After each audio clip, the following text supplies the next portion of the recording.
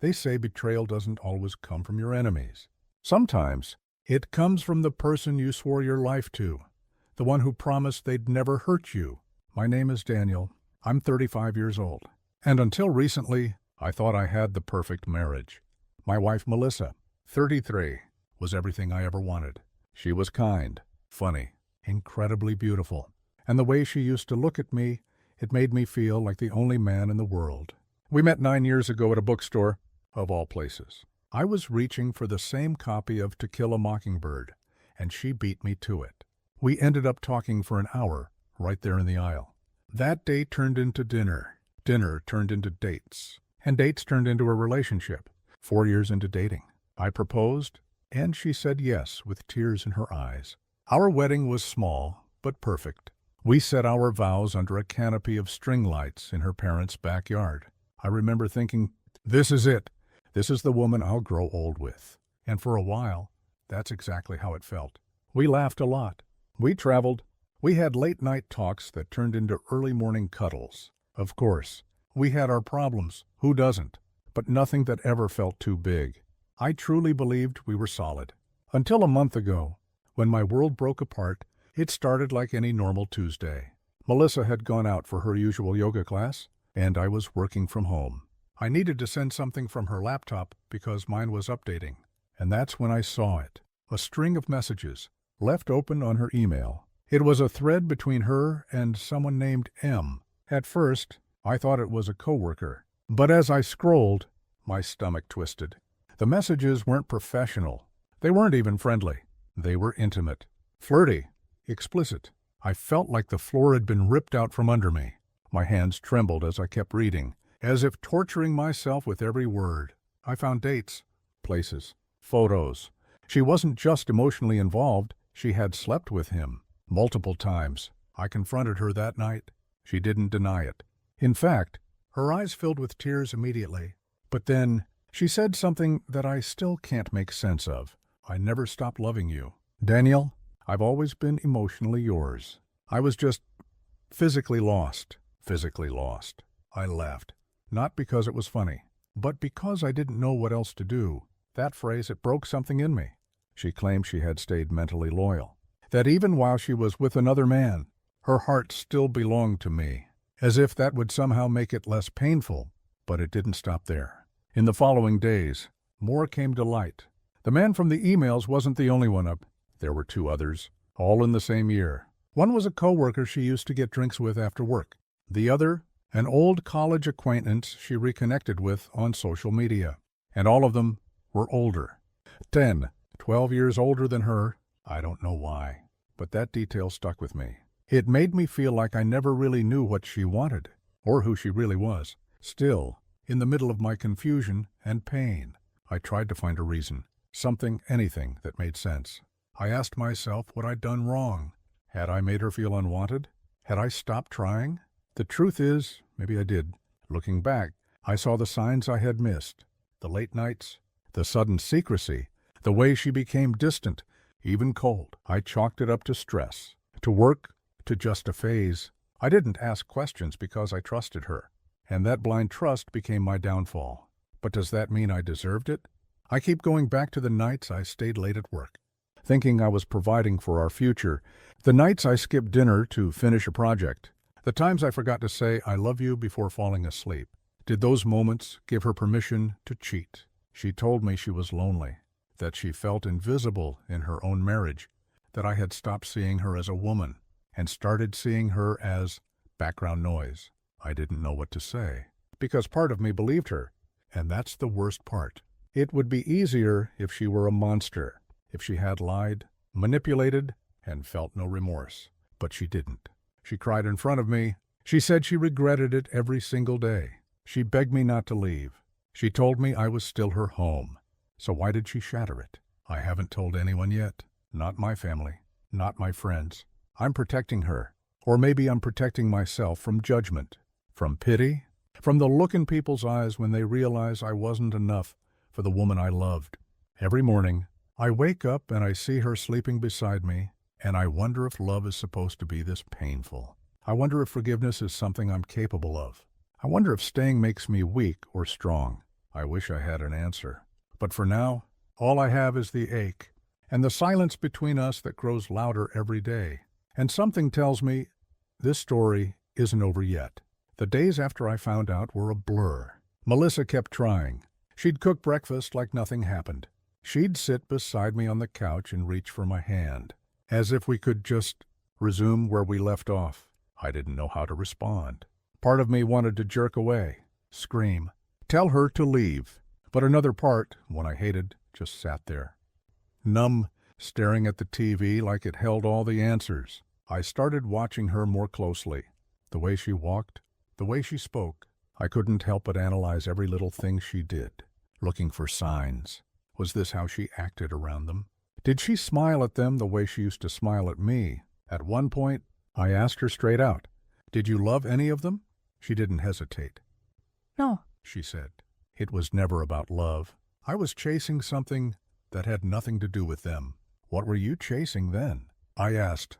She looked at me with those teary eyes, the ones that once melted me.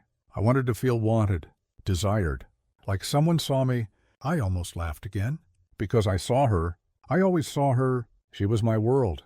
But maybe I just never said it out loud enough. Maybe I got too comfortable, thinking love was something you just knew, not something you had to prove every day.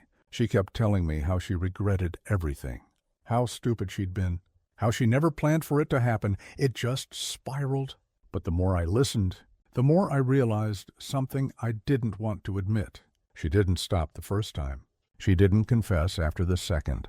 She didn't even seem like she was going to come clean, ever. I just happened to stumble upon the truth. If I hadn't opened her laptop that day, she would still be smiling at me over morning coffee with someone else's fingerprints on her skin. And that thought, it haunted me. One night, after she fell asleep, I went into the guest room and closed the door behind me. I stared at the ceiling, trying to remember what it used to feel like when everything was okay. Before the messages, before the lies, when Melissa and I would spend Sunday mornings making pancakes and slow dancing to 80s music in the kitchen. I missed that version of her. The one I used to call Mel. The one who'd send me stupid memes during work hours just to make me laugh. The one who used to get shy when I told her she was beautiful every single day. Where did she go? I tried writing down my thoughts. Therapists say it helps write. But every sentence came out bitter, twisted. I trusted you. You destroyed us. Why wasn't I enough? I never showed it to her. I never will. The next morning, Melissa suggested couples therapy. She said we could work through this if we had help, that people survive worse, that what we had was worth saving. And I sat there just blinking at her because I couldn't decide if she was incredibly naive or incredibly cruel. I told her I needed space, not just emotionally, I meant physically. I couldn't sleep next to her anymore. Every time I closed my eyes, my brain filled in the blanks. Hotel rooms, text messages, whispered lies in the dark. She didn't argue. She just nodded. That scared me more than if she had fought it.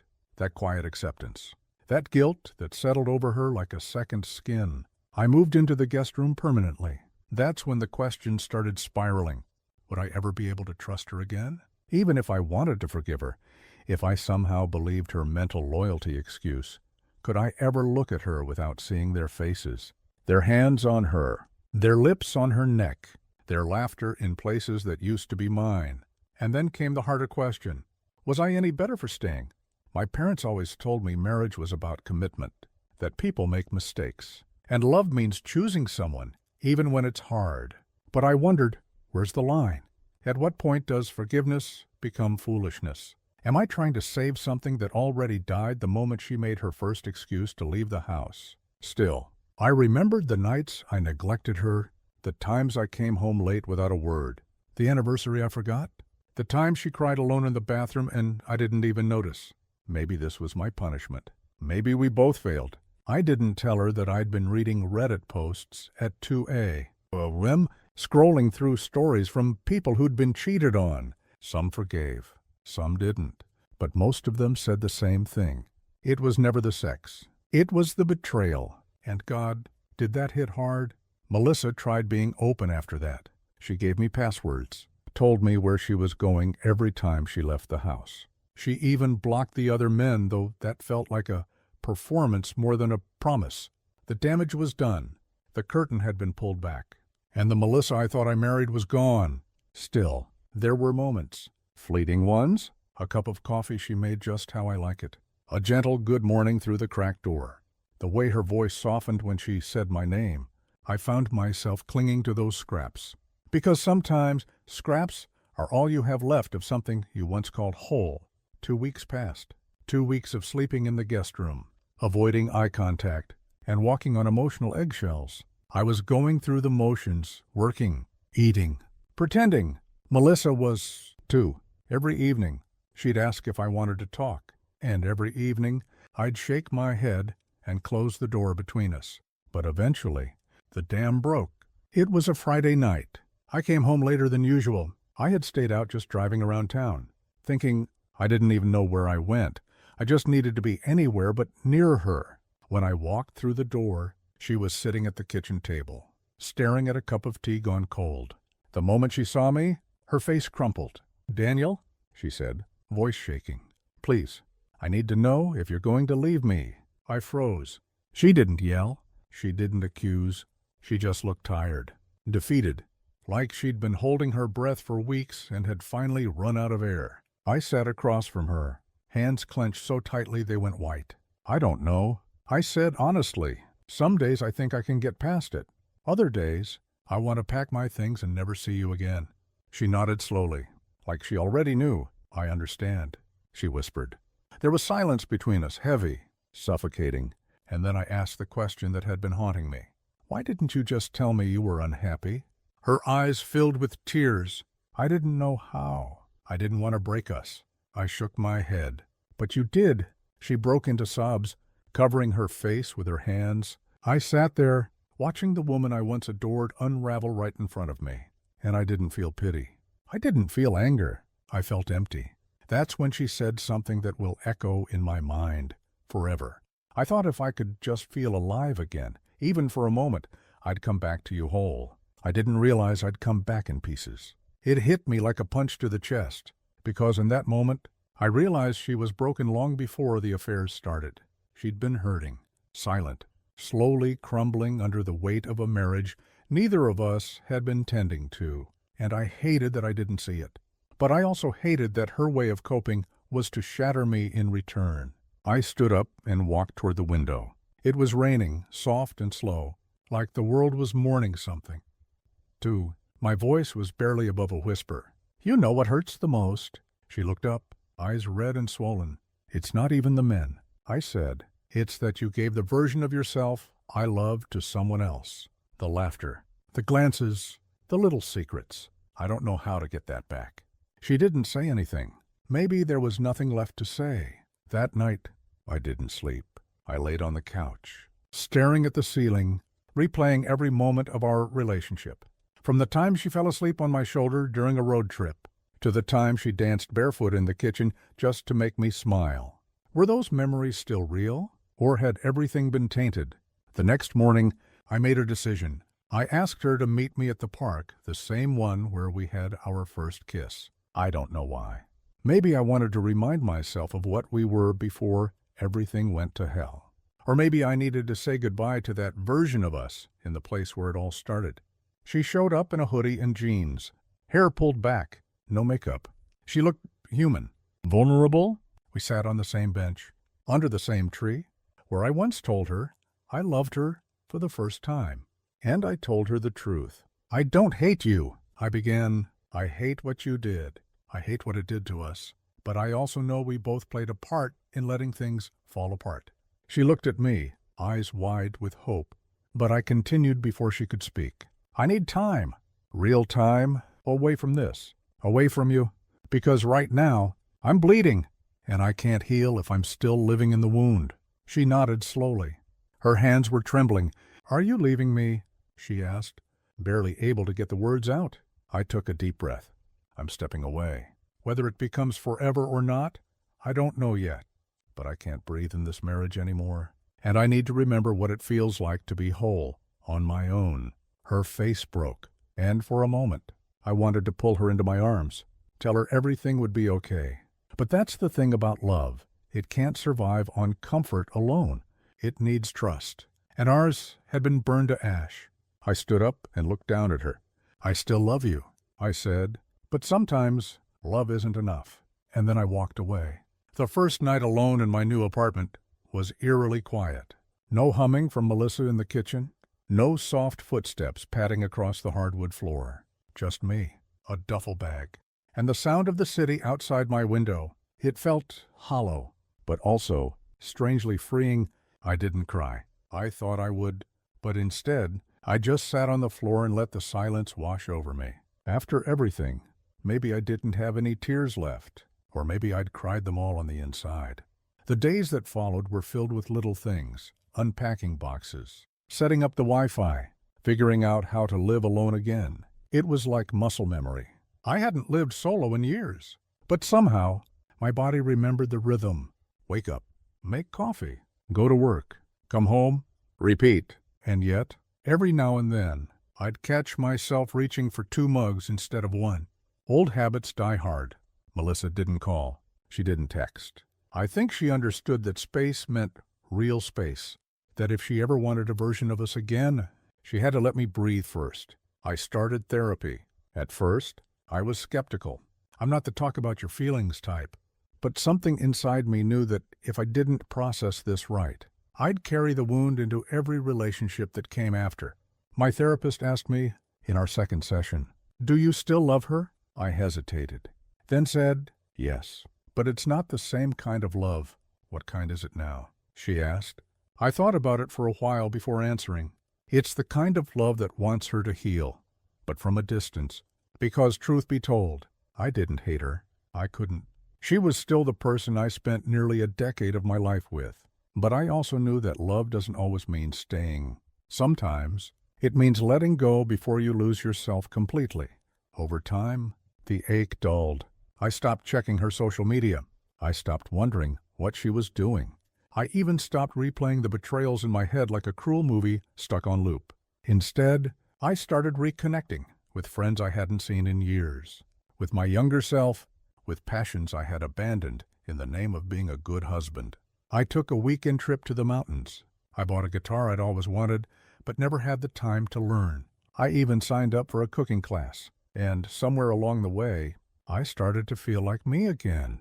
Not the version of me defined by marriage, just me. One afternoon, months after the separation, I ran into Melissa by accident. It was at a bookstore. Ironic. Really, since that's where we first met. She was standing in the fiction section, thumbing through a copy of a novel I used to read aloud to her in bed. She saw me before I saw her. We both froze for a second. Then she smiled, a sad, soft kind of smile. "Hey," she said. "Hey," I replied. We didn't hug. We didn't cry. We just stood there, 2 people with a history between them and a future that no longer included each other. "I've been doing therapy," she said after a pause, "trying to figure out who I am." I nodded. "That's good. I hope you find her." She looked down, then back up. "You look lighter?" "I feel lighter," I said. We chatted for a few minutes. Polite, cordial, and then, just like that, we said goodbye. No drama, no rekindled flames, just closure. As I walked out of that bookstore, something clicked inside me. I realized I didn't regret the relationship, not even the heartbreak, because it taught me the most important lesson of all. That love is not about possession, it's about connection. And sometimes, the strongest form of love is the one that knows when to let go. We were never perfect. We were never meant to be forever. But for a while, we were something real, and that matters.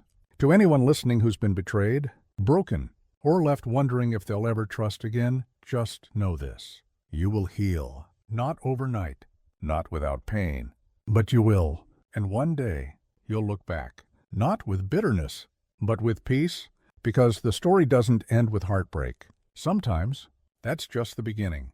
I thought the story was over. After our run-in at the bookstore, I figured that was the universe giving us one final scene, a quiet ending to a loud heartbreak. I felt at peace for the first time in months, but peace is a fragile thing. A week later, I got a letter in the mail. Yes, a letter. Not an email, not a text. An actual, handwritten letter sealed in an envelope with my name scrawled in familiar cursive. My heart dropped the moment I saw it. It was from Melissa. I sat on my couch for an hour before I opened it, just staring at the paper like it might explode. And when I finally did, her words hit me harder than I expected. She wrote about regret, deep, bone-shaking regret. She said therapy had made her confront things she'd buried for years. Insecurities, loneliness, her fear of being unwanted. She admitted she had no excuse for what she did, that the phrase mentally loyal was a coward's way of softening the truth. She told me she realized something, that while she had lost me, I hadn't lost myself, that I had become stronger, wiser, more self-aware. And then, at the very end of the letter, she said, "I'm not asking for us to get back together right now. I know I have no right to, but if there's even the smallest chance in your heart, if there's a version of us that could exist again one day, I'd like to meet him, even as friends, even if it takes years." I didn't know what to feel. Part of me wanted to tear the letter up, to remind myself that healing means not reopening wounds. But another part, a smaller, quieter voice, whispered, "She's trying," and that voice scared me. I folded the letter and put it in a drawer. For days, I couldn't stop thinking about it. I imagined scenarios. What if we went for coffee? Just as friends. What if we talked, not as husband and wife, but as two people who shared something sacred and broken? Would it be betrayal to my own healing? Would I be a fool to open that door again? I brought it up in therapy. My therapist didn't give me answers. Instead, she asked me two questions. Do you miss her, or do you miss who you thought she was? And if she were a stranger who did these things to you, would you still consider giving her a second chance? Those two questions hung in my mind like weights. I realized something that day. I missed the idea of Melissa, the woman I thought she was, the version of her I fell in love with. But that version didn't exist anymore, and maybe never really had. Still, I replied to her letter. I kept it short. "Thank you for writing. I appreciate your honesty. I'm in a better place now, and I want you to continue your healing. But I'm not ready to see you yet. Maybe someday, but not now." I mailed it the next day and felt like I'd exhaled something I didn't know I'd been holding in. That night, I slept better than I had in weeks, because I finally realized closure doesn't always mean contact. Sometimes, closure is setting a boundary and sticking to it. Melissa respected my decision. She didn't write back. And just like that, the door gently, quietly closed again, not slammed, not locked, but closed. And that's all I needed. It's been a year now? A year since the truth broke my heart. A year since I packed a bag and walked away from the life I thought I'd be living forever. And if you'd told me back then that I'd be okay, that I'd actually feel grateful for the pain, I would have laughed in your face. But here I am, not just surviving, living. It wasn't easy. Healing never is. It came in waves, some days gentle, others crushing. But little by little, I rebuilt myself. I've learned how to sit with silence and not be afraid of it. I've learned how to cook for one and enjoy the sound of my own laughter echoing off the walls. I've learned that love, real love, starts from within. People ask me if I'll ever date again. The answer is, maybe, but I'm not in a rush, because I've learned to enjoy my own company. I've fallen in love with the quiet moments, the stillness, the small victories of choosing myself. Sometimes, I still think about Melissa, not with anger, not even with sadness, just with understanding. She was a chapter in my life, a beautiful, complicated, heartbreaking chapter that taught me more than any fairy tale love story ever could. She taught me that love isn't enough if it isn't honest. That loyalty isn't just about where your body is. It's about where your soul lives. That pain, when faced head-on, can become the most powerful teacher, and most importantly, she taught me that forgiveness doesn't always mean reunion. I forgave her, not to take her back, but to set myself free. I used to think closure meant a final conversation, or some dramatic, tearful goodbye. But now I know the truth. Closure is quiet. It's the moment you stop needing answers and start giving yourself peace. So, to anyone listening, maybe you're in the thick of it. Maybe you've just discovered a betrayal. Or maybe you're the one who hurt someone. Maybe you're lost in a guilt or stuck in a cycle of what-ifs. Let me tell you this. You are not alone. You are not broken beyond repair. And you will be okay. Give yourself time, grace, space. You don't have to have it all figured out today. Just breathe. Because healing isn't a finish line. It's a path, one you walk every day. And every step, no matter how small, is a step back toward yourself. So here I am, still walking, still healing, still learning, and finally, at peace. Thanks for joining me today here on Love on Reddit. If today's story resonated with you, don't forget to give this video a thumbs up and subscribe to our channel for more real, heartfelt stories every week. I'd love to hear your thoughts. Share your experiences or feelings in the comments below. Remember, love isn't always perfect, but every story matters. See you soon, and take care of your heart.